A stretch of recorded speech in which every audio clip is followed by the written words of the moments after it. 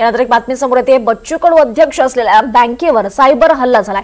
अमरावती जिल्हा मध्यवर्ती सहकारी बँकेवर हा सायबर अटॅक झालाय। बँकेचा बडनेरा मंगरुळ दस्तगीर इथल्या शाखेवर सायबर अटॅक झालाय। जिल्हा बँकेच्या इतरही शाखा सायबर हल्लेखोरांच्या रडारवर असल्याचं कळत आहे।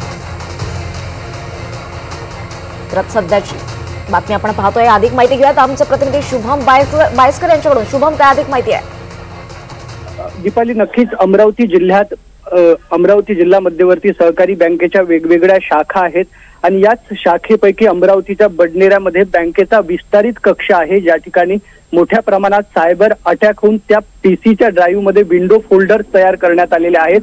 काहीतरी फाईल्स देखील तयार केलेल्या आहेत सायबर हल्लेखोरांनी आणि या सगळ्या फाईल्सच्या माध्यमातून जिल्हा मध्यवर्ती सहकारी बँकेच्या नेटवर्कमध्ये थेट हस्तक्षेप करण्याचा प्रकार उघडकीस आलेला आहे। जिल्हा मध्यवर्ती सहकारी बँकेची खातेदारांची माहिती, ठेवीदारांची माहिती किंवा इतर गोपनीय माहिती जी आहे ती हल्लेखोरांनी मिळवल्याची भीती जी आहे ती बँकेकडून वर्तवण्यात आलेली आहे। यासोबतच मंगरुळ दस्तगीरच्या शाखेवर देखील असाच अटॅक केलेला आहे। जी प्राथमिक माहिती मिळते आहे त्याप्रमाणे बँकेच्या 2 ठिकाणी हा असा संपूर्ण प्रकार उघडकीस आलेला आहे। इतरही ठिकाणी सायबर हल्लेखोरांकडून अटॅक झाल्याची शक्यता नाकारता येत नाही आणि या संपूर्ण प्रकाराची अद्याप तरी कुठेही पोलिसात तक्रार बँकेच्या वतीनं देण्यात आलेली नाही। मात्र या संपूर्ण प्रकारावर तातडीची उपाययोजना म्हणून जिल्हा बँकेचे अध्यक्ष बच्चू कडू यांनी बैठक बोलवली आहे। सकाळी 11 वाजता बँकेचे सगळे बोर्ड्स मेंबर आणि इतर डायरेक्टरांची बैठक बोलवण्यात आलेली आहे।